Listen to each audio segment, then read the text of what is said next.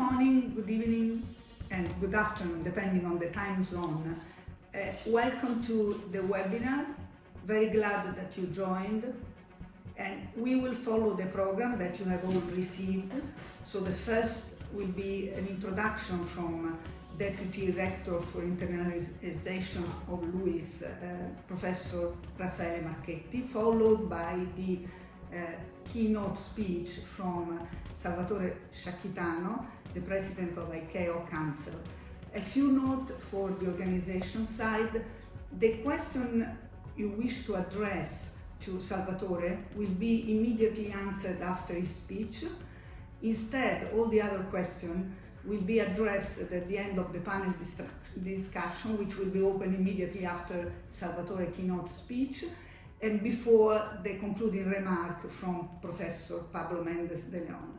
The COVID-19 impact on the aviation sector has been really significant, and we will very soon know from Salvatore Sciacchitano how ICAO is supporting our beloved industry to restart and become again very and even more successful. Salvatore, the floor is yours. Thank you. Thank you. Thank you very much, Laura. I hope that you can hear me. Can you hear me?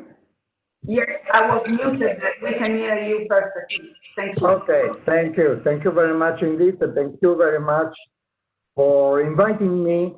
And let's say, let me know back, maybe back to Rome, virtually. And thank you also for having the opportunity to see and to listen and to listen for several friends that I know. It's a pleasure for me to share with you today some of the ICAO initiatives in response to the global COVID-19 pandemic, and in particular in support to the restart of air transport during and after the pandemic. Let me also congratulate for the choice of the title of the webinar that is very, let's say, very insignificant. Hijacking is a well-known word in aviation, whose countermeasures in aviation communities is security. Similarly, in COVID-19, if COVID-19 is a hijacker in the aviation community, is taking a certain number of countermeasures.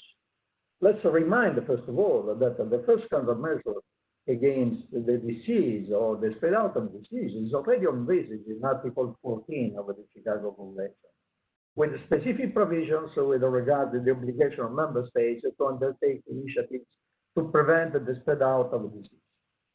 Accordingly, ICAO has introduced in the Annex 9 of the Chicago Convention specific SARPs. SARPs are standards and the recommended practices, and that have taken a certain number of initiatives in support of member states to contain the outbreak at the outset of the disease.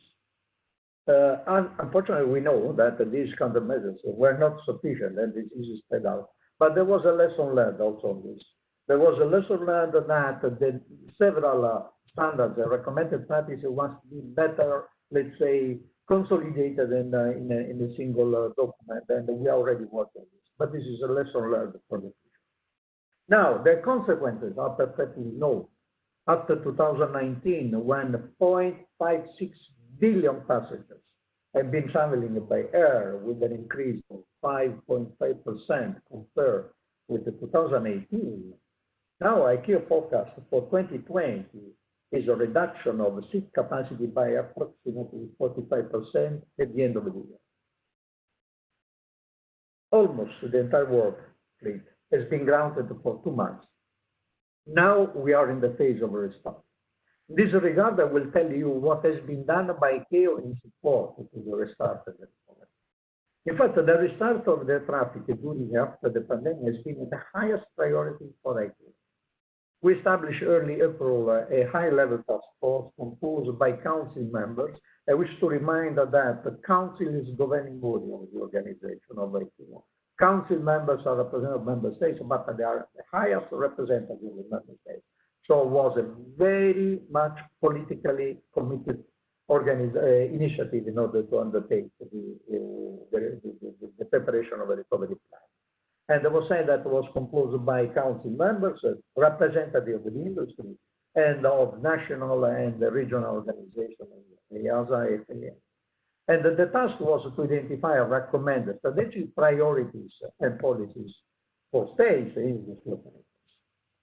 I'm glad to say that on 1st June 2020, the Council approved the report of the task force containing recommendations and a document called the Takeoff Guidelines, aiming at restarting the international air transport system and aligning a global recovery.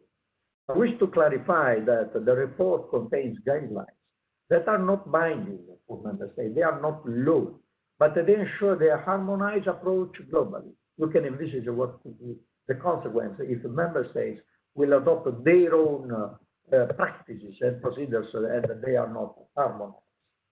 The CART recommendation, CART is the name of the task force, and the take-off guidelines have been designed to allow member states and industry to implement harmonized risk mitigation measures in full accordance with the latest and the most prudent medical and the traveler health advice available to us.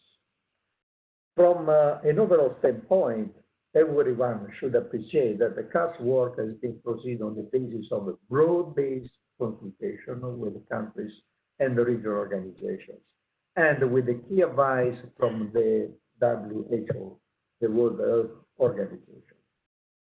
We made sure that this process was founded on cooperation and solidarity among the several actors of the aviation community. This could have been the objective in order to have a global and harmonized implementation.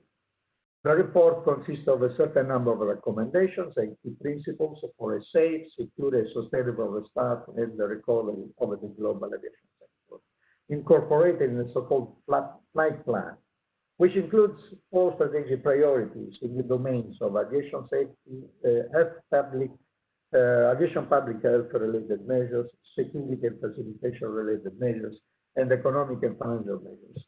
In this regard, of course, I cannot enter in detail in this occasion, but just to mention that many have not realized that during the lockdown, there were license of pilots expiring, medical certification expiring, airworthiness certification expiring. There was a need to assure a transition in order to prevent let's say, the slowdown of activities also from this perspective point of view. ICAO has managed some flexibility measures in order to allow reciprocal acceptance of some minimum delays. And I want also to mention on economic and financial measures, normally ICAO promotes, of course, transparent and competitive measures in support of the aviation industry. Competitive measures in support of the aviation industry. And of course, doesn't entertain the initiatives or doesn't take the position on financial measures that could be undertaken by states or by regional institutions. Of course, this is something that is historical, and we have solicited member states, international funding, to undertake initiatives to support the industry because the risk is according to that. It's a breakdown of the document or the slowdown of traffic could imply the very difficult consequences. Beyond this plan for restart and recovery, there is also need to leverage this crisis to build a more resilient aviation system. This is the proposal of part of the report, which includes priorities on high-level commitments on international obligations, clear communication, support to states and regional communities, as well as lessons learned from the crisis. This is something that is relevant to us. We must consider that this is an event that could happen and was already envisaged in 1944 with Article 14, which will be more resilient. Of course, it's an impact of humanity. It's not something that will impact aviation, but aviation must be better prepared and more resilient. As I said before, in the report, there is also an attachment to annex that is called the Takeoff Guidance for Air Travel through the Covid-19 public health crisis. This is almost a 50-page document, and this is the core element of a strategy for international aviation restart and recovery. It provides a comprehensive framework of 4 distinct modules for airports, aircraft, crew, and cargo, which are broken into elements addressing the phase of the journey and risk mitigation. This part of the report is probably better known by the public because it's been reported on the press. But the global approach is there. The objective that we had since the was to have a global, to develop something that would be implementable at the global. You know that one of the key elements of this document has been the seating arrangement on board. This is something that is sometimes very intriguing, and to be frank, in aviation has been relevant because the social distance applied literally also on board would imply, would identify the serious consequences. But aviation is a special domain. Aviation is a special domain because there are other measures that are providing filtering. It's a system to prevent the dissemination of infection because it is a practical task, and this is not existing in other transportation. So now this report is available on the ICAO website, and I invite you to download it because I believe it's something that can give the overall picture of the initiative that we have implemented. In closing, I wish to underscore that each measures put forth by the task force are now considered worldwide, and they will contribute to an efficient, safe, secure, and sustainable recovery of aviation industry in the best possible time horizon and their own region in the development. I mean that if well implemented, that this can really support the restart of the recovery. Now the focus is on the implementation and monitoring. You can see that I've already taken a lot of time and I don't want to too much. But there is another hijacking that is generated with COVID-19. It's the hijacking of CORSIA. CORSIA is a very specialized, let's say, program that is the reduction and offsetting of carbon emission for aviation. And there is an incredible consequence deriving from COVID-19 because the offsetting requirements for 2021, 22, 23 will be based on the emissions on the average of 2019 and 2020. And having a 2020 so down, but the risk is sustained is that with this baseline, the increase of offsetting for 2021, 2023 will be abnormal. It will be another burden of the aviation sector deriving from this unforeseen consequence of the COVID-19, also from this perspective that is the environment. Concluding, COVID-19 pandemic stresses the importance of our sector's solidarity and the global alignment now more than ever. And this is the mission of ICAO, to support and develop a safe, secure, sustainable aviation sector in the spirit of solidarity and cooperation. I thank you very much for your attention. I'm sorry if I will have to leave soon, but I'm fully available if there are questions that I'm in from the faculty. So thank you very much. Thank you, Salvatore. Really, very, very much thank you for this comprehensive explanation about what ICAO is doing. I wonder whether any of the panelists or the audience has any question, and then I will have one, but I would like to leave the floor first to my colleague on the panel, and then I will have one for you concluding. If I may, Laura, it's Roberto here. Yes, please, Roberto. Salvatore, thank you for your introduction on the activity that ICAO is doing on the relaunch of the business. Actually, I would like to ask you one thing. A lot of the discussions that we are actually having with airlines and airports are about the acceleration of the arrival to the future. And certainly there is a common perception that this is not only one of the strongest crises that we have ever registered in the aviation sector in particular, but probably also a time, energy, and financial resources, and also vision to accelerate on innovation. We can probably make a better customer journey for the passengers, and a faster customer journey, which also means a safer customer journey for the customer. So can you tell us something about what ICAO is doing to actually facilitate or accelerate the adoption of new technologies such as robotics or biometrics, or even the transition to newer generation fleet, more environmental friendly? Sure. That's an interesting topic, actually. And let's say that, thank you very much, Roberto, for this question. We'll take another webinar anyway. So I will try to stay. Yeah, of course. Because the point is the following. And when I say fast, it means that once you start addressing some elements of innovation, you already have some new, but the time frame for ICAO, for an international organization, to adopt standards, best practices, is very, very slow. So the point is how to facilitate innovation, supporting innovation without, let's say, hampering this process. There have been already some initiatives that have been undertaken. I would say the most important innovation of that we have already introduced has been a different relationship with industry. Who knows ICAO knows that ICAO is an organization of the member states, that's an agency, where industry, for example, that there's a president of the council, the industry can participate in the council, but as a procedural aspect, cannot speak. So this is something that is not really a cooperative approach, because the responsibilities are split, but the cooperation is engaged. And in this sense, the COVID-19 has triggered a good opportunity. We have, let's say, overrun these procedures, this relation, this approach, and now industry has been fully part of this decision.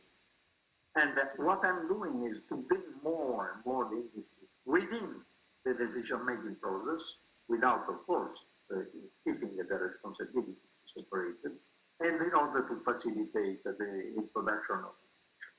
There are some issues that we are facing. Drone is the introduction of the drones with the regular traffic. But there are some other issues, for the time being, probably negatively impacted by COVID-19. That is, for example, urban mobility. Urban mobility will be the new mode of transportation for the future, and we should not be prepared to address it. Not easy, but we already are working on this direction. So sorry, I told you from the outset that this is requires a webinar. But the point is for ICAO, of course, to work on the innovation, but to work within it in order to facilitate it. So this is a key element.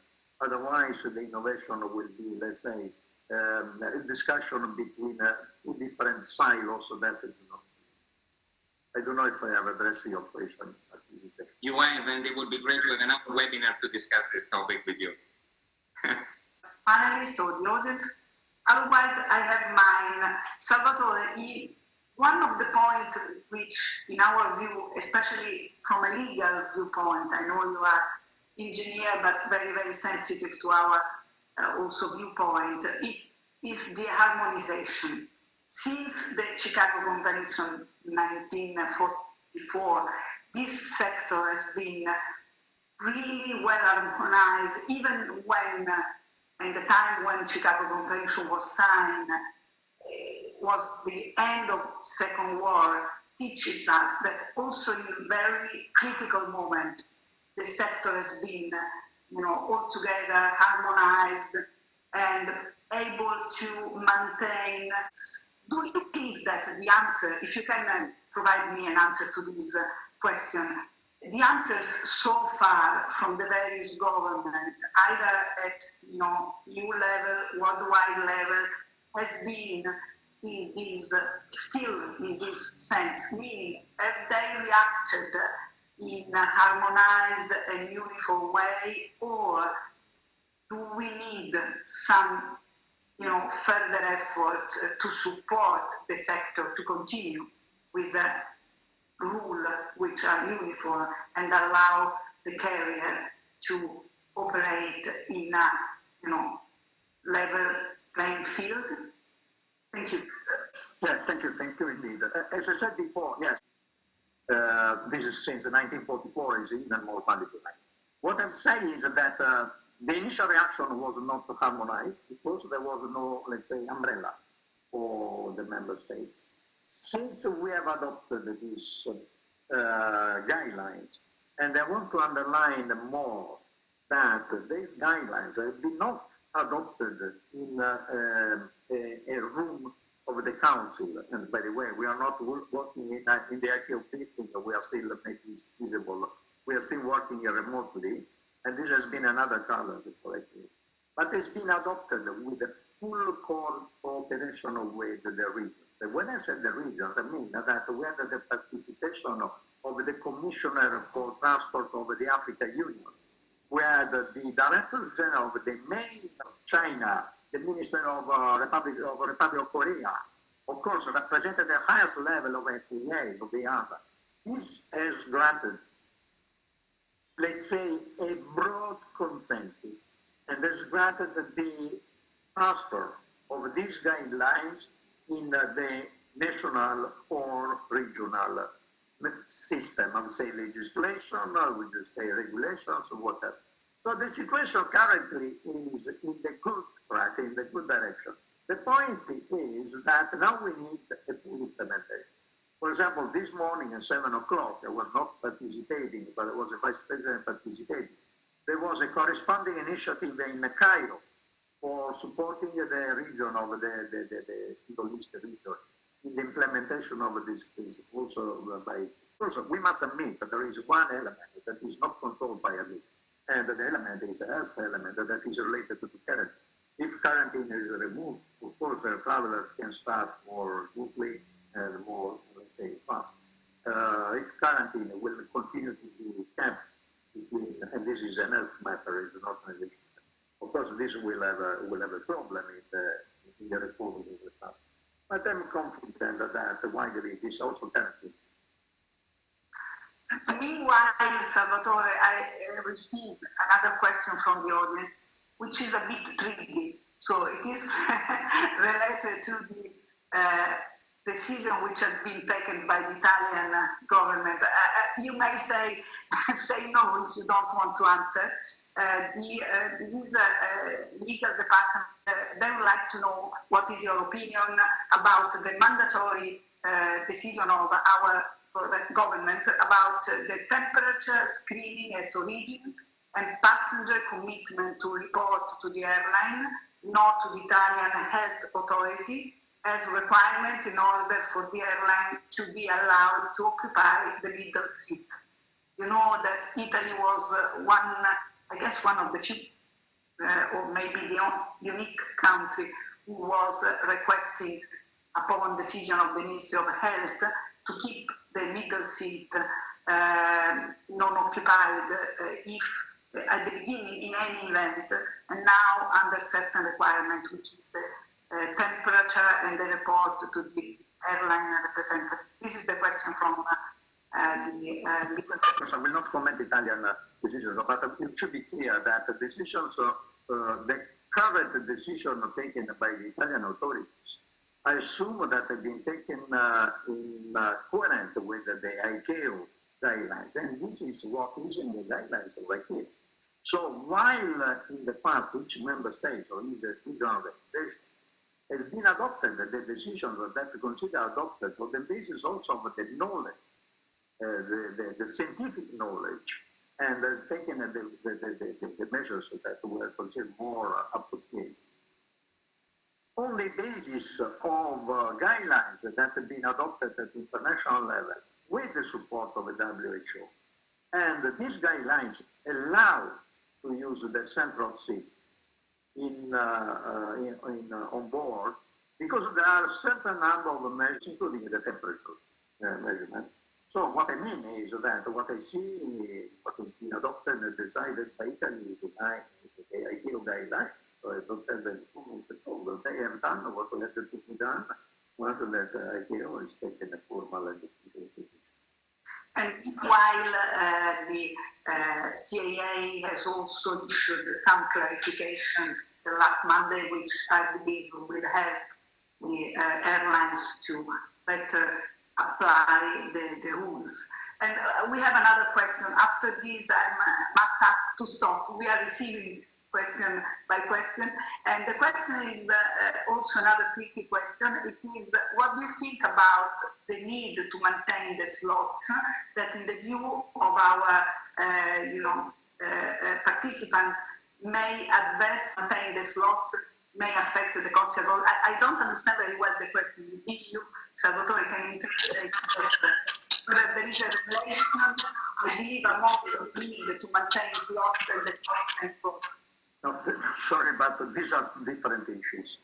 These are two different issues. Slots, of course, ICAO is not address specifically slot, but has invited member states and the regional organization to entertain initiatives to support financially, economically, and regularly, let's say procedurally, the restart of aviation. So any initiative that is aiming to introduce flexibility on a slot allocation is relevant, and we support the concept, as we have done with standards, also with the also another story, between the baseline of CO2 emission overall 2019-2020 in order to calculate the offsetting requirement for the following years.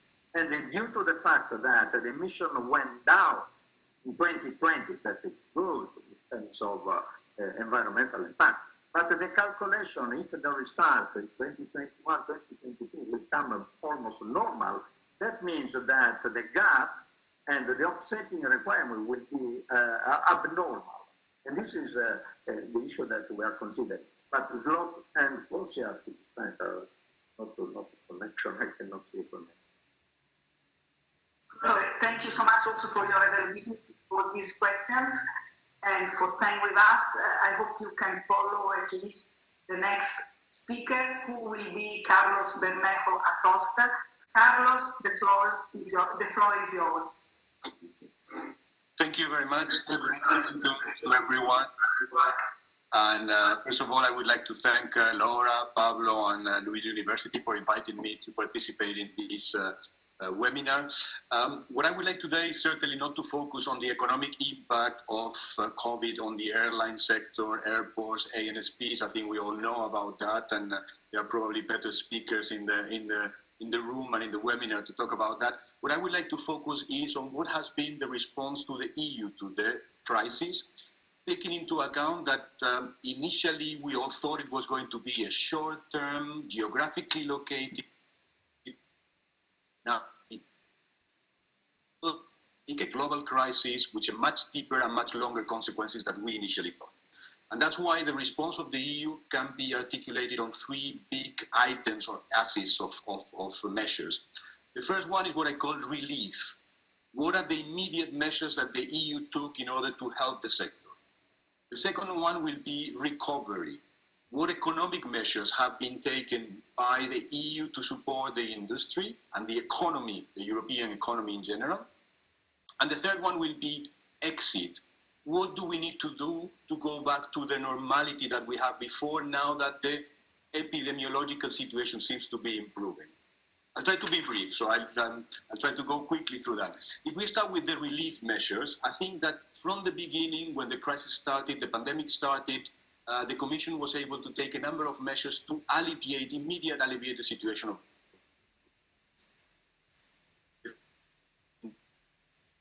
the derogation from the use it or lose it rule that applies the 80-20% to make sure that the crisis doesn't result in companies losing, airlines losing slots.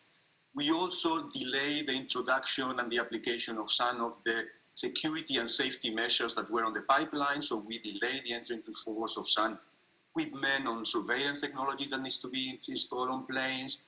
We extend the validity of aircrew licenses to ensure that they were not lost during this time. We talk also about extending contracts on ground handlers. So there was a number of measures, immediate ones that we can do quickly to alleviate the situation. And there I might say they were adopted in record time, because some of these measures are legislative measures, and you all know the EU. They were adopted within days with very close cooperation between the Council, the Commission, the European Parliament. It went very fast. reaction. But at the same time, there were a number of recommendations, guidelines that the Commission immediately issued to also help the situation. The first one was concerning passenger rights, to ensure that member states were applying passenger rights in a coherent manner, and also to ensure or to recommend that make more attractive the possibility to obtain vouchers or instead of reimbursement. We know the situation of the airlines was delicate, liquidity, so the idea was to make vouchers more attractive. And also, I think it was also very important in these times of crisis, we adopted some guidance for air cargo operations to facilitate essential transport of medical equipment and personnel in these types of crisis that we share with third countries, and I think they were very much welcome also by third countries because, again, they were all involved in these similar problems of us. So relief, immediate, quick.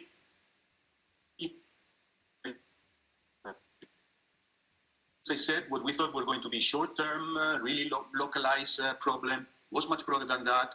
Not only Europe, but around the world, we all got into a lockdown. Economic activities were almost stopped all over. And this was really an immense shock for the economy, our economies, and for sure, also for the aviation sector.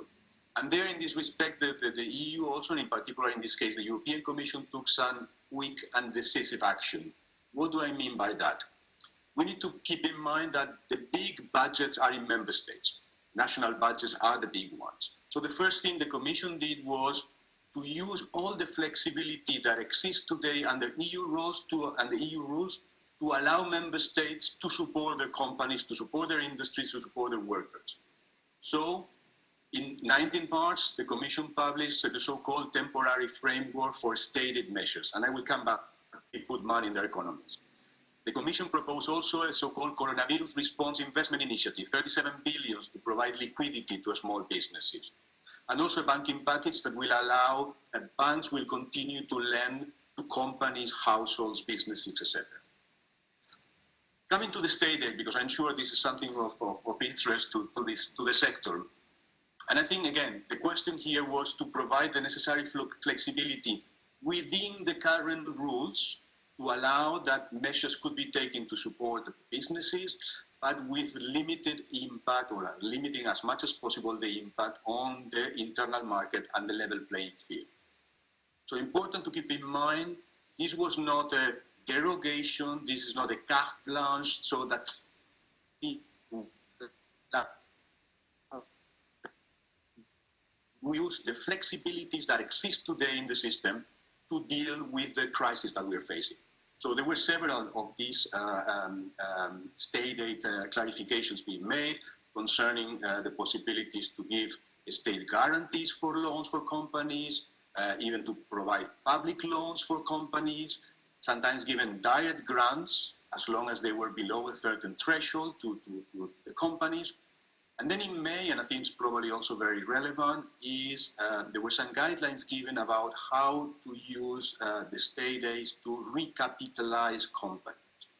And again, it's important to keep in mind that this was not a derogation from the rules, it was a clarification, and also subject to conditions, subject to safeguards. So this temporary framework allowed the recapitalization, but subject to certain conditions, for example.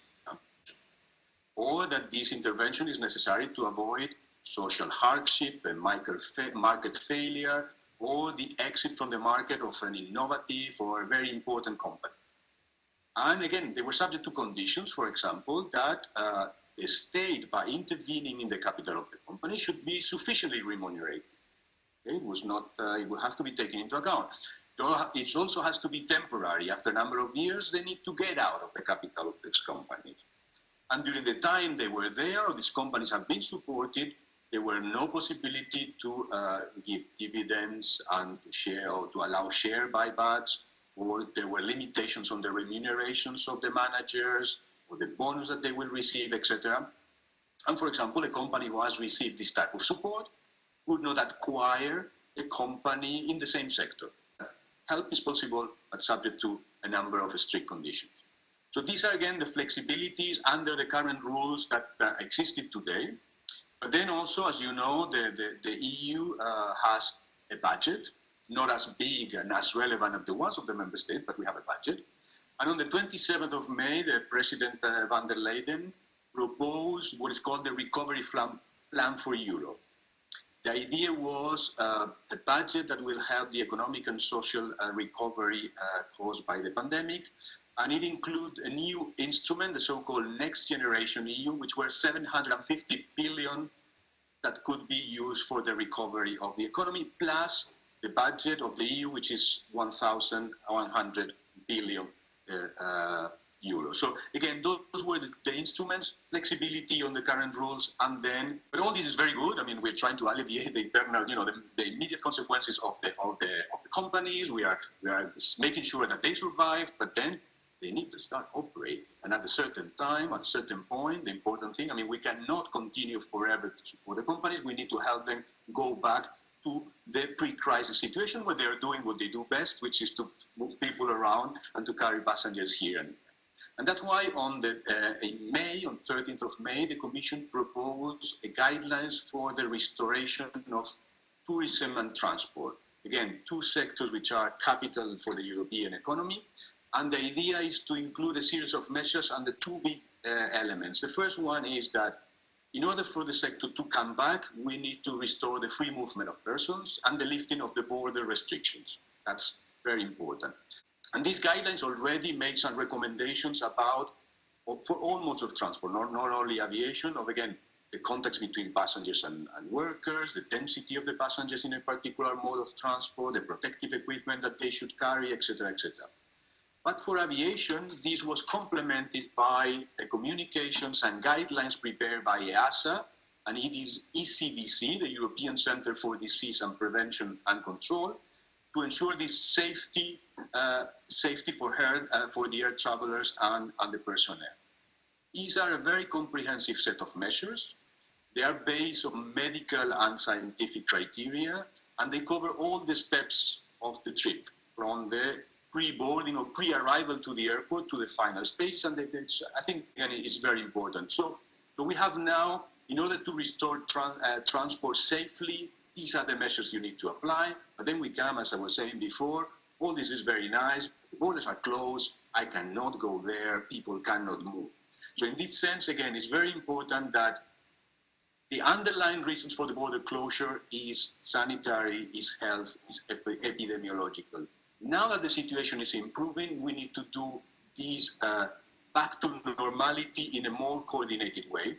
And again, that's why the Commission already in June 11th proposed that we will start in a gradual and phased approach, starting with removing any border restrictions within the EU, in particular the Schengen area first, and then the whole of the EU, and then seeing how we are going to do this removal of border restrictions vis-a-vis.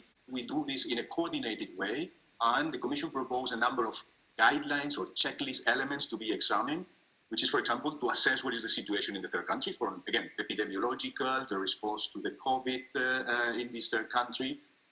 What are the measures that these countries are applying to travel and to those traveling from their countries to Europe? And again, what has been done by ICAO in this area is really important because it provides this common platform to ensure that everybody is following the same rules. And thirdly, and I think it's very important, that is done on the basis of reciprocity.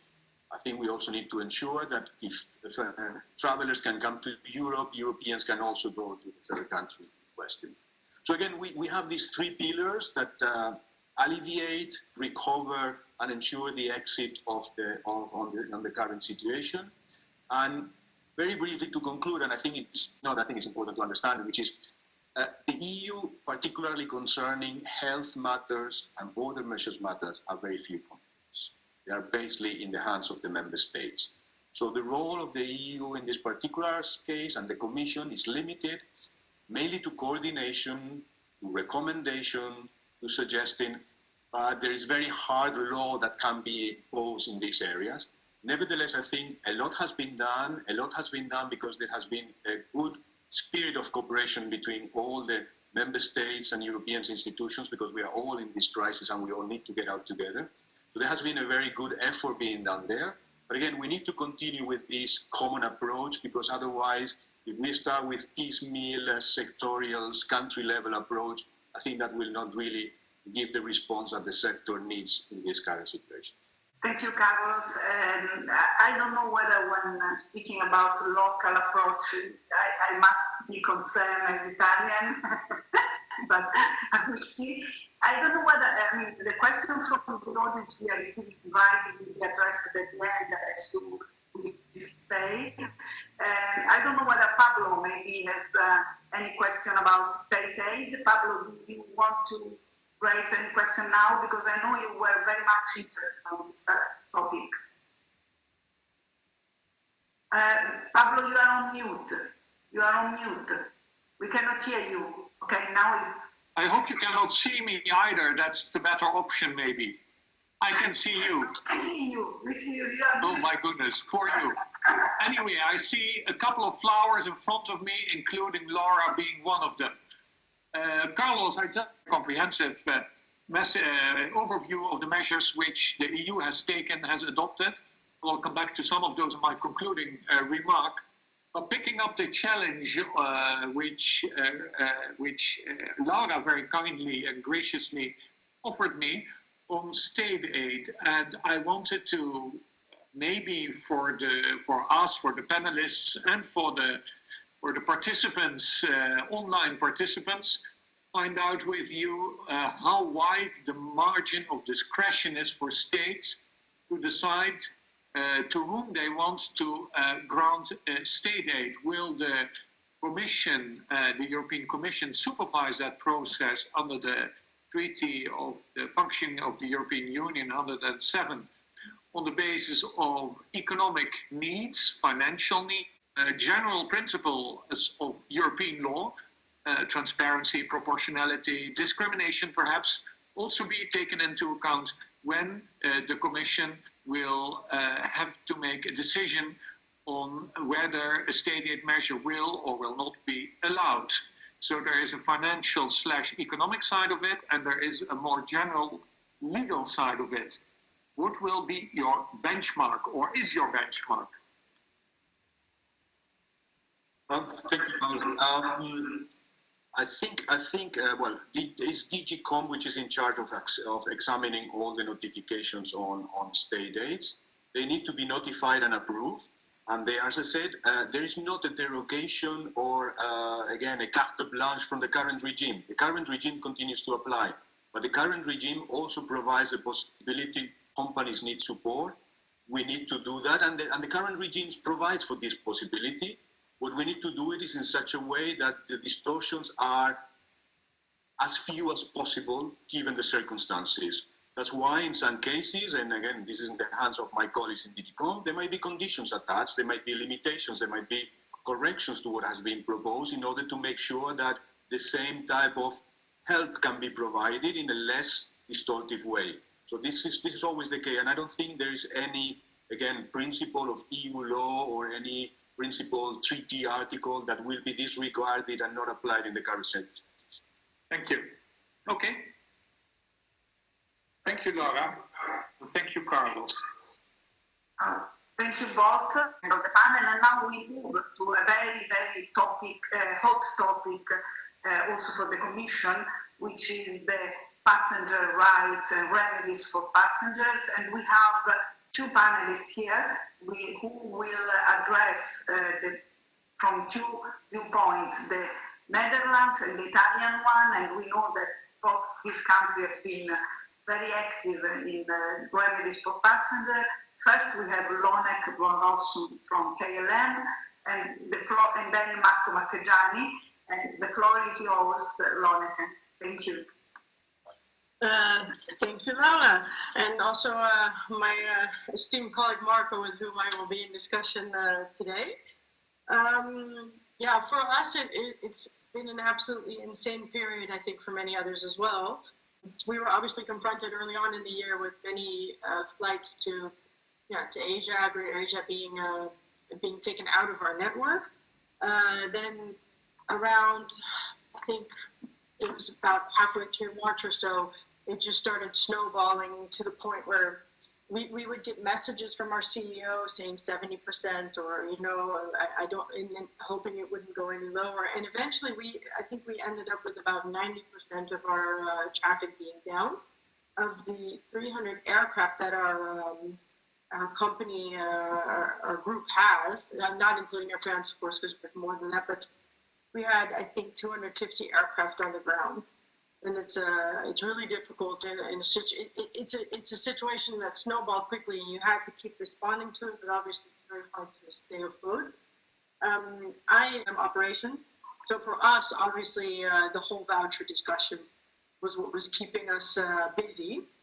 And it happens to be so, just like I think Marco, correct me if I'm wrong, but in Italy, our governments were very supportive of the vouchers. So from the beginning, we tried to discuss with the Commission the need for a temporary amendment. We were obviously very happy with the temporary amendment of the slots, and on a non-passenger rights aspect also the airline crew licensing. But we desperately needed some breathing space in regards to the 7-day refund period, because in all fairness, when you make laws, obviously you don't take such extreme situations into account as what happened now.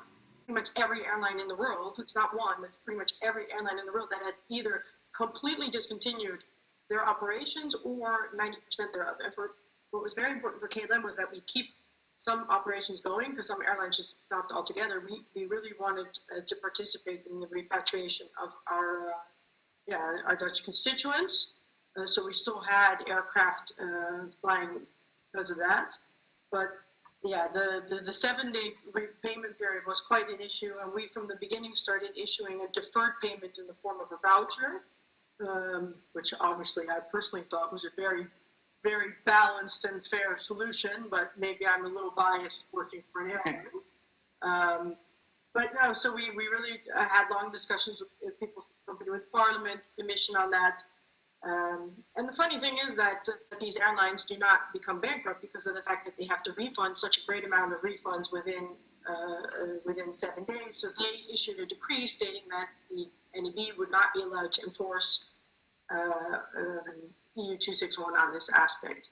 And that really helped us for a while. We fought the fight in Europe, trying to convince the Commission that it would be a very good idea to alleviate the pain a little by increasing that 7-day period.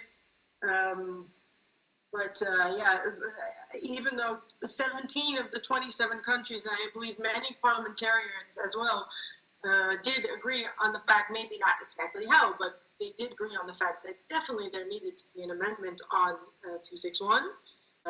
Is maybe, I was very surprised with such a majority that the commissioner didn't budge in that sense. And eventually after that, it changed quickly for the Netherlands, because for the Netherlands, they the minister then retracted its decree, and KLM eventually also started refunding or issued the policy that we started refunding all the passengers.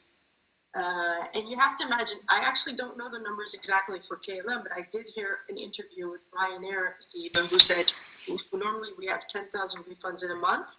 We are now dealing with 1 million requests. And I think the ratios are kind of the same for many airlines. So there's no, I'm not talking about airlines, but no single company is ever set up to be able to deal with that kind of amount of return, patient with us in the returns that we are now giving, obviously, because it will take a little bit longer than everyone would like. And what we're now dealing with is kind of the aftermath. What are the new questions?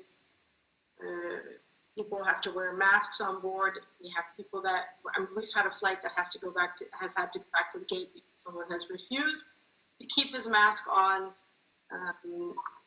How long can we, the Commission was very helpful with their guidelines regarding such items as the low load cancellations and that no compensation would be required because for cancellations due to COVID-19. But the question is, of course, how long can you keep calling upon that, building an entirely new network, and then you get new questions about connections that don't fully connect properly, and if someone buys a ticket and knows they'll be stuck for overnight in Amsterdam, for example, because their connection doesn't exactly work with the limited amount of network that you have to sell. How do you deal with that? How do you deal with people getting stuck abroad when like maybe a new corona stream comes up and people were to get stuck abroad again? Also, how do you give people the confidence to want to fly again? That's a very important one. And that's one that's most important for all of the industry. So that's kind of what we're dealing with, of course. Marco, I don't know. I know in Italy, you guys, you also had like a decree went even further, right? Europe was a European country which have relaxed the referral rules, as you know, in the internal legislation. And I guess I will not be wrong in saying that the Italian government actually, since the beginning of the pandemic emergency, gave the feeling to grasp the severity of the situation faced by the airlines. And the fact that many key players who have literally not survived COVID without any kind of any form of intervention to be taken, even in a drastic way at the local level. By way of background, the first intervention, the ticket refund matter taken by the government is dated 2nd of March 2020, so at the very beginning of the pandemic, when the Italian law issued a law decree whose Article 28 did address for the first time the ticket refund matter, and specifically a situation not covered by Regulation 261, the case when the request to cancel a flight is submitted by the passenger who cannot fly or cannot have to cancel the trip due to the coronavirus emergency, like either returning the ticket price in full or by offering a voucher of the same value of the fare to be used within 1 year from the issuance of the voucher. In the practice, well, except for some objections from a few Italian consumer associations, it is worth to know that actually Italian consumers, Italian passengers specifically, even though I could not say that the provision was welcomed by them, however, the Article 28 actually did not raise specific objections, and in fact the number showed that most of the Italian passengers did accept the vouchers being offered by the airlines without raising specific objections at the very beginning. The decree remains to force until 30th of April, when the Italian government again did intervene on the ticket refund matter by extending with the new law 27 offer vouchers instead of the ticket refund requirements, not only to cases where the request to cancel was submitted by passenger and prevented from taking the flight due to the restrictions imposed by the competent authorities, but even to cases where the the cancellations, it was the airlines to cancel the flight due to the same restrictions, or more in general due to the effects arising out of the coronavirus outbreak. So basically the government did recognize to airlines a right to withdraw from the contract of carriage, of course to be exercised subject to prompt notice to be given to customers.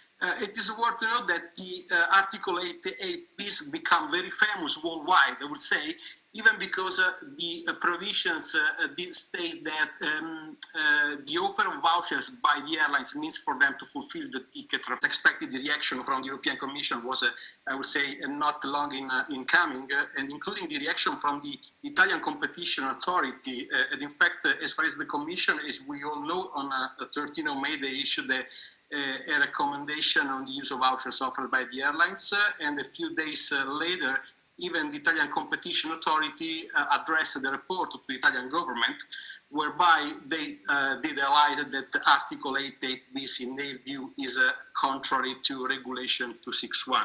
Not exactly what we all expected and needed.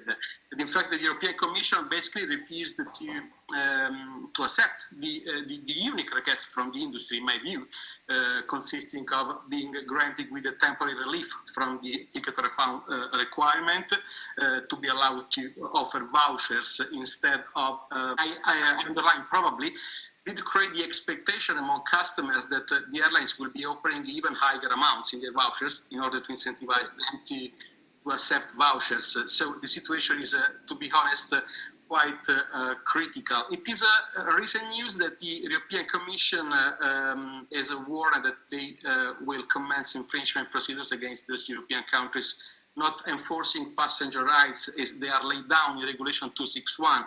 And as far as I know, the Netherlands is one of those countries which has already taken a step back reviewing the provision which formerly allowed airlines to refund by vouchers unilaterally. Italy, as far as I know, has not yet taken a step back, but it is a recent news from the press the provision of Article 8 bis to transpose the same provision in new law, which is expected to be published half of July. So, how to conclude? As I said before, the request from the industry was clear: obtain a temporary relief from the ticket refund requirement. It wasn't even just the industry; it was a majority of the member states. I think we should reiterate that, because obviously the industry thought so, but the member states thought so. Absolutely, absolutely. Which is, of course, something that the European Commission rejected firmly since the beginning. Of course, I can say there may be some inconveniences in the practice, as, for example, thinking of passengers who may potentially decide not to travel at all, but will nonetheless need to wait 1 year before getting the... It is a large opinion that a temporary suspension of Article 8, at least, of Regulation 261 would have represented a great contribution for the industry, which is struggling with the steady recovery of the operations right now, with no few efforts, no few difficulties. An alternative for Regulation 261, in my view, may be probably an extension of the 7 days deadline provided by Article 8 for the airlines to arrange for a ticket refund, which is a time frame that in the practice is often proved to be not adherent to in any event, as we all know. Besides, in a situation like the coronavirus emergency, which I use not to qualify as a pure extraordinary circumstance, but rather as an unprecedented crisis, is the passenger to cancel the flight due to the restrictions imposed by authorities, which is the situation which the Italian government at the very beginning of the pandemic addressed with Article 28 of the law decree of 2nd of March, and the situation where it is the airline forced to cancel the flight due to the same restrictions.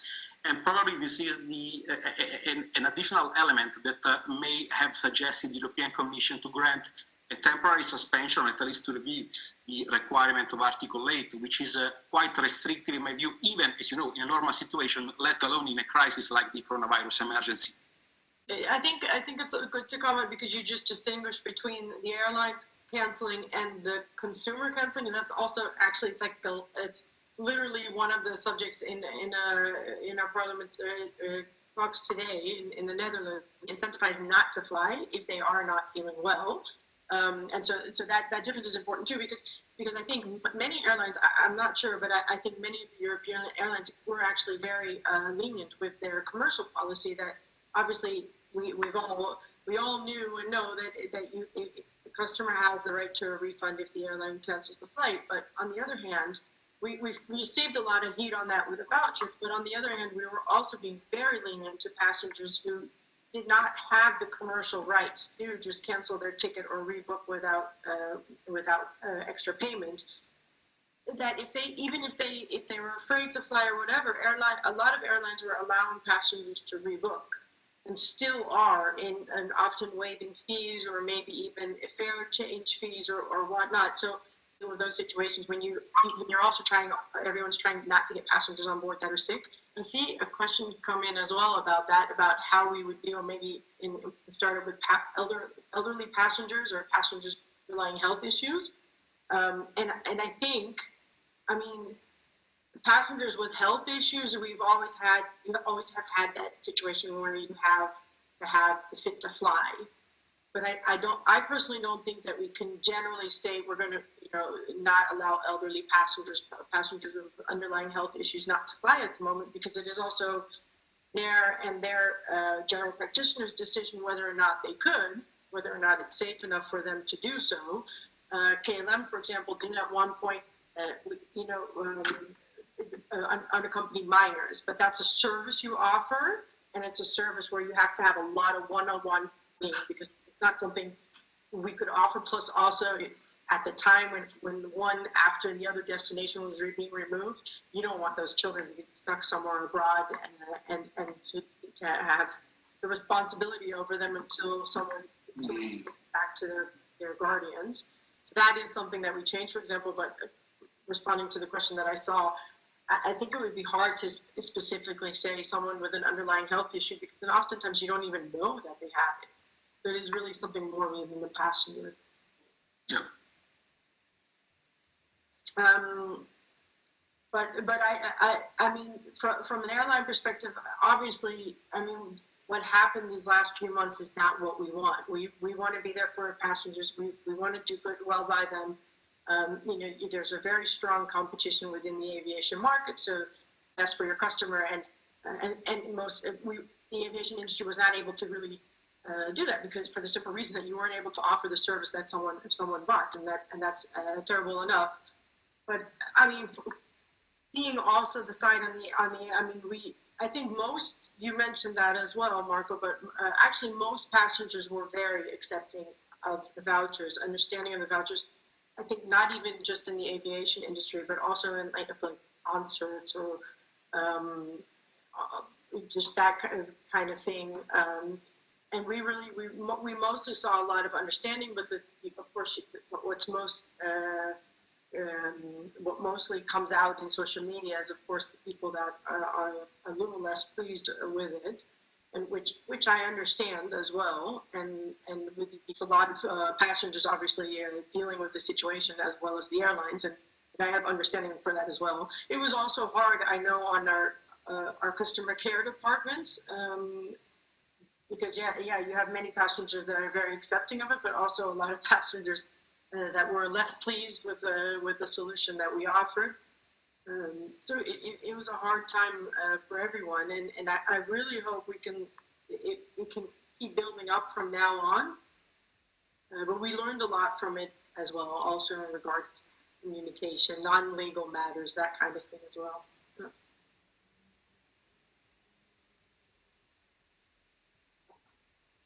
Thank you. It was very clear and very comprehensive from the viewpoint of ACI. I wonder whether, because we have in the panel also Carlos Bermejo from European Commission and an airline representative, before moving to the last speaker, Carlos or Roneke, the floor is yours, Roberto. Thank you. Thank you, Laura. Thank you. The discussion has been extremely interesting, and I think we covered a lot of topics which are going back to two elements that we're trying to discuss with the passengers. In Oliver Wyman, we do strategy consulting, but we've been looking to the capacity numbers with a lot of concerns, because the capacity has actually collapsed in Europe over the last 4 months now. And the fact that last week, we only had in Europe 15%, according to Eurocontrol, 15% of the flights that we had exactly 1 year ago remains actually the main driver of the issues that we are talking about. But the most concerning thing is that the European skies, which was again in between 10 and 15%, depending on some markets, and was actually mirrored by the very low capacity on most of the high-speed rail services across Europe, which we know at the end resembles what is the behavior of the short-haul aviation service. I was saying that the biggest concern is that the load factor that was registered by airlines, but also by high-speed rail over the last months, has been very, very low, in the range between 10 and 15%. So 10% of capacity, and of this 10% of load factor is a disaster for the industry. Now that we are releasing gradually, country by country, we've just been discussing about how this is happening. Then what we need to look at is how to stimulate the demand. And therefore, we thought of talking to travelers to see what do they need to actually start again, and what is their sentiment to travel again. And that will start with the most important number, because across Europe, and we tested over 3,000 passengers in Europe and 5,000 globally. So around Europe, the expectation is pretty uniform. 60%, over 60% of passengers, whether it's business or leisure, are saying we need reassurance from either the World Health Organization or the national health organizations, or the government, or the Civil Aviation Authority, or whatever, we need to be told that it is by these institutions not to travel. The lockdown was launched by the government, therefore they expect, whether it's business or leisure, they expect the government to tell them it's safe to travel now. Under which conditions? So clear conditions mean better way and safer way to travel. Then beyond this over 60% of concern, then we see some difference in terms of intention to travel again between the business and the leisure travelers. And across Europe, the numbers are pretty common and interesting. We see that among the business community, 65% of people say we'll end up traveling more or less as much as before, 65%. 25%, however, they say, today I believe that we will travel less than before. So 25% will say less. Say we will fly more for a number of reasons. There is more business crisis that we need to manage. There is more business need that we need to recover. But the gap obviously tells that the capacity, the demand will be slightly lower, at least in the initial months, because 25% says less and 10% only says more. If we look at the leisure community, the people that believe that they will travel less goes up to 40%, 42% actually. Also, the people that believe they will travel more is also going slightly up, but only to 15%. So among the leisure travelers, the visiting friends and relatives or pure touristic travelers, the concern is higher and the expectation to travel less is stronger. And this is obviously intuitive, given that now, also another interesting point is that across Europe, we see that 54% of the people feel more comfortable about traveling domestic, and then gradually European-wide, and only then on the intercontinental flights. Just because this is clearly the perception of how the crisis is evolving very differently by region, with Europe being one region more or less at the same time lapse of the crisis, while Asia and the Americas are in a very different situation. I think three other numbers are pretty interesting. One is that almost 50% of people believe that these changes to travel attitude, including working from home, are more permanent than the crisis. 48% of people believe, how much is yet too early to say, but at this stage they believe it's more permanent. And obviously, and this is more under the pressure of the emotion, I would say, they strongly believe that individual mode of traveling is going to be preferred, at least for the short term. So they want to go by car and not by train. And if they can avoid the airplane for long distance, they will certainly do it, as we just mentioned. And one, which is telling me that this probably the world will not change that much, is that when we ask what is the most important reason to select, a transportation mode, surprise, surprise, price remains the number one, and the hygienic and health issues is same level, but just below. So with this number, which is consistent, prices and price being very important, we see that at the end, the tendency will probably go back to the same as before.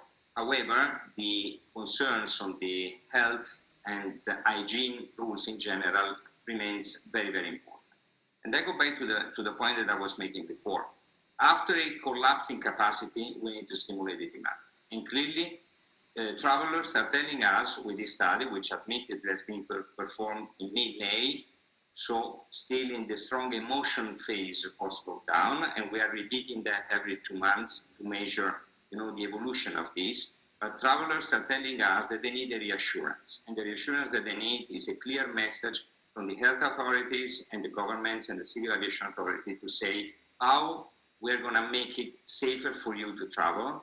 Therefore, when a lot of more of these slots being filled up by airlines in our European skies. Thank you, Laura. Thank you, Roberto.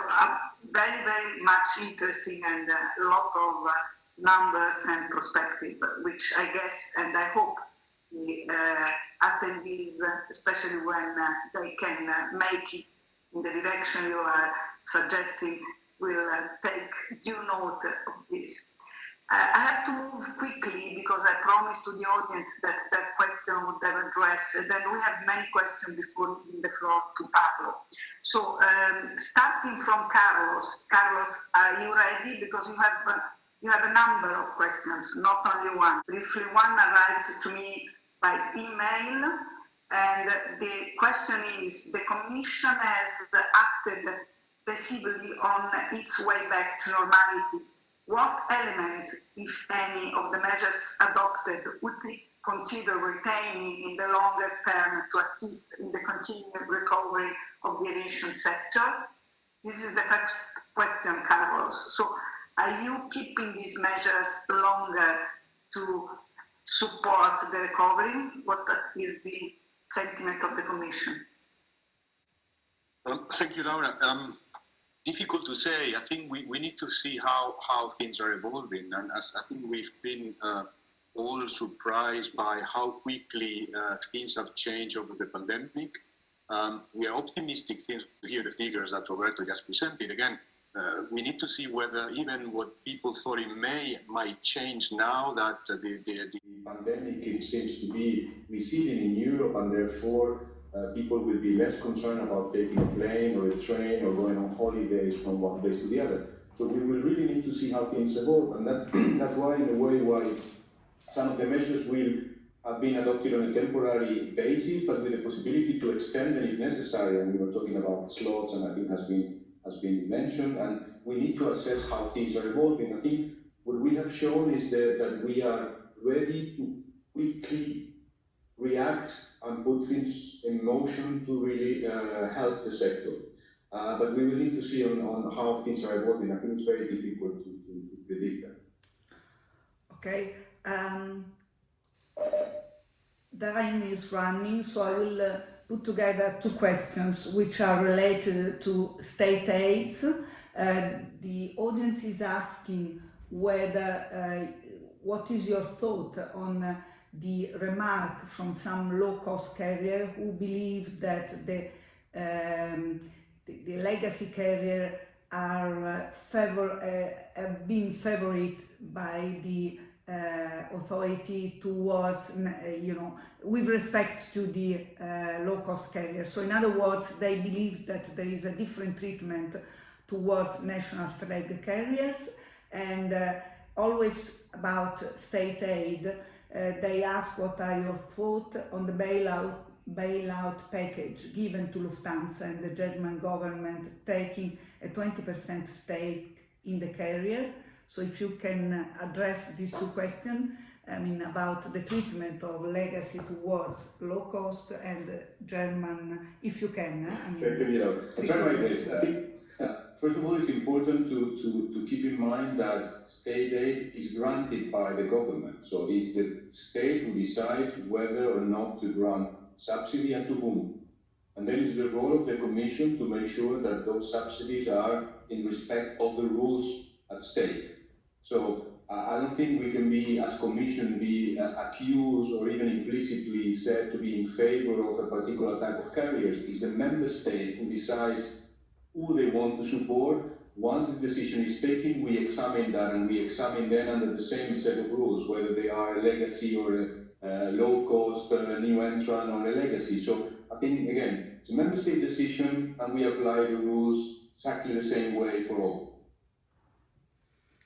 Thank you. And as I know that Pablo will have to leave momentarily due to coronavirus restriction in the building, I will leave the floor to our concluding remark panelists, and if then there will be still some time, I will raise a couple of questions about passengers and maybe one to you, Carlos. But first, Pablo, the floor is yours, and thank you to everybody for your panel discussion.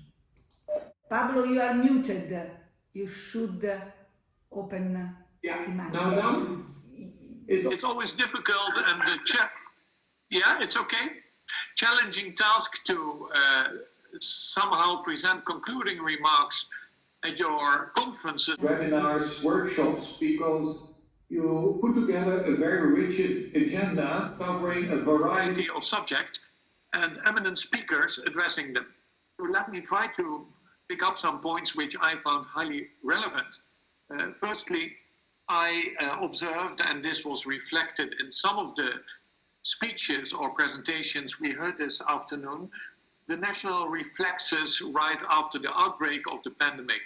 National states adopted their measures mostly on a policy basis, and we have to protect our population now for health reasons which is even in the EU where a lot of things are harmonized, economic regulation, market access, and so forth, Schengen, free movement of people inside the EU. Many of those subjects are harmonized or unified on the European level. Nevertheless, national states took the measures which they found useful to protect their population in order to protect them against that invisible enemy which was COVID-19. That brings me from that, I jumped to the Chicago Convention, to which reference was made a couple of times during the presentation, basically, mostly that of course, not surprisingly, of Salvatore, which proceeds a bit from closed airspace, and where airspace can only be opened up via treaties, via international agreements. But they're closed again because of the invisible enemy we have now, and on the basis of which states, prime ministers, presidents adopted their measures and acquired the powers they deemed useful for taking the measures they have taken. Both President Macron and President Trump have used the words, "We are now at war." At war is a very dangerous word, a very heavy word, but when all of that sort of softened that atmosphere, the measures were taken which had to be taken. And as I said, I was intrigued by some of the European policy measures which have been taken in this context. Lenient measures, the Commission has, in my view, been very lenient in respect of economic regulation. We just heard again the explanations made by Carlos in terms of state aid, but also market access. The internal market 2008 was amended. The slot allocation regulation, we heard that a couple of times, was amended in order to pave the way for flexibility. On the other hand, a bit less lenience, a bit less flexibility was granted to the member states in terms of the 261 regulation, the passenger protection regulation. So that was something which I wanted to signal that in some areas more lenience was shown, demonstrated by the European Commission. In others, the member states, and where the member states was left a wide margin of discretion, in others less so perhaps. And then to perhaps say something about the last remarks I heard from Roberto. Yes, that came to mind, the saying came to mind, history doesn't repeat itself, but often rhymes. We have had 9/11 20 years ago, and many people around among the panelists or in the audience perhaps to remember everything what has been said after that, including perhaps even Laura, to whom I'm going to talk for more than one reason tonight, not only for a successful seminar, but everything which surrounds her this week. That is that this will change the picture, economic life, political life, this event, and after that it was picked up. And business as usual was picked up after maybe not weeks, maybe not months, but after a year. Let's see how that goes. It's maybe an optimistic view to conclude from my side this beautiful seminar or this beautiful webinar, Laura, how things will be dealt with in a year, and how we will look back in a year when we can hopefully get together in beautiful Rome and evaluate this important period in the history of air law, air transport, but also in relations between states. Thank you very much, Bella. I have to pack my things.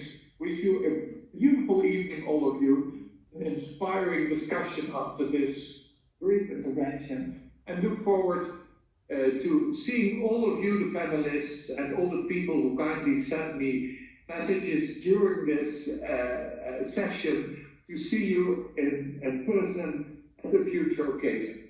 Thank you, Pablo, for staying with us. And we leave you go because we don't want that you remain in the building due to... Well, I'm surrounded by wonderful people, as you know. But we are going to move, so you will be alone without our webinar, which is closing momentarily. I just had a last question for the audience, which comes from an Italian airline. Maybe this is again for Carlos or for Morgan, I don't know. It is when we believe that we will have also rules for reopening to non-EU countries. So we have spoken about, and Roberto, you touched base on the point that it is easier to restart the connection within the same areas.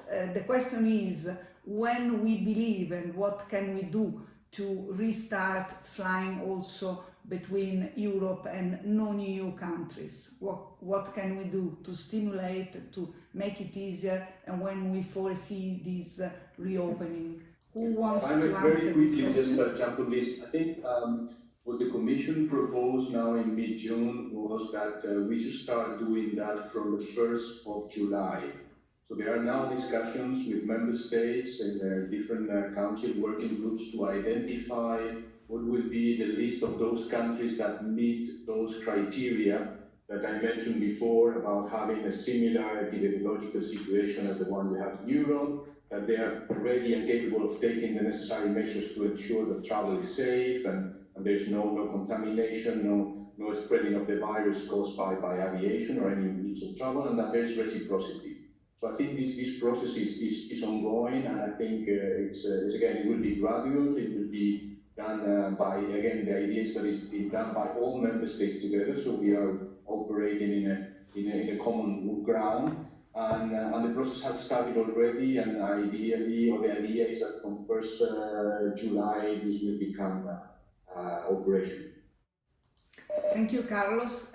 Morgan, do you want to add something? What is the ACI expectation to this extent? No, I think is probably better informed than we are. I think with all the other aviation stakeholders, we have called for harmonization and for traffic to resume based on the equivalence in the epidemiological situations in the various countries. We know that this data cannot be compared across countries, and that makes it difficult. But we have called for resuming operations and flights within Schengen, the EU, neighboring countries, and countries where obviously there is no risk or where the risk is very, very low. And there are countries like that in Asia as well, where it seems that we could envisage a return to operations based on the situation on the local market. But I'm sure Carlos, definitely has first-hand information that I don't have from that point of view. So that's what I would say. And we have encouraged our members to follow the EASA CDC guidelines. We have released our own commitments and recommendations in that area to both the airports and authorities, and I have made these available to you. So if you want to circulate all the documents that I've sent, as background to the participants, the ACI position is in there. Thank you.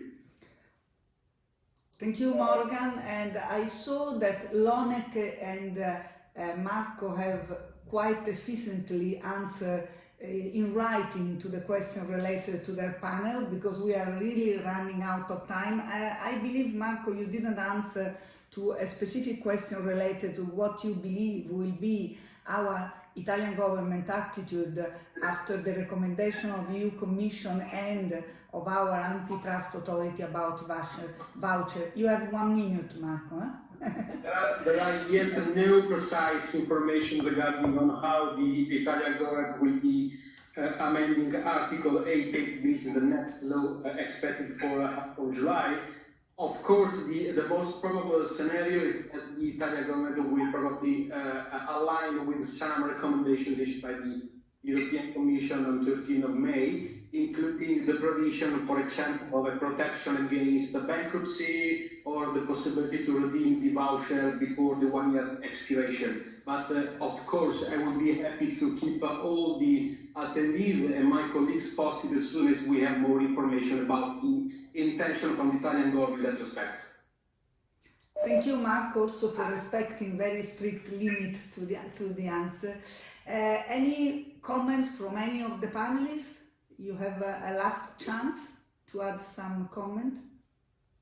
Yes, Lonek.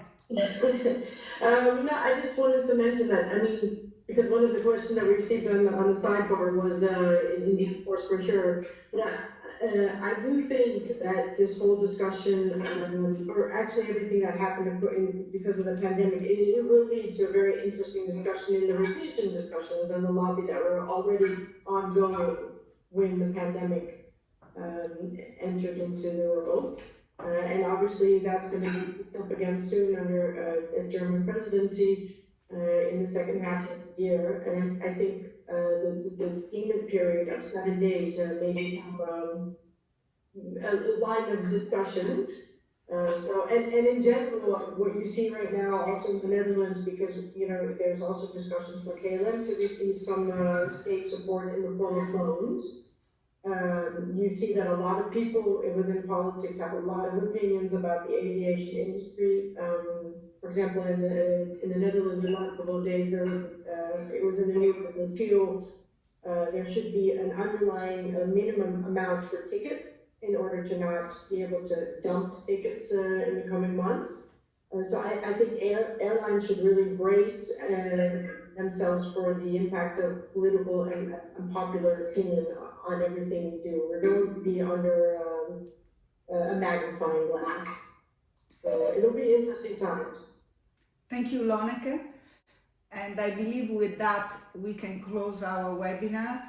Really thank you to all my panelists, and I hope we will see soon in a conference, even though the webinar model is also very efficient. I saw many comments from our audience, thank you, but I really hope to see you in person in Rome very soon. Thank you for joining and for your extremely interesting topic, and see you soon. Bye-bye. Thank you, Alma. Thank you, Ron. Welcome, everybody. Bye-bye. Thank you, Luis, for hosting. Ciao. Bye-bye. Bye, everybody.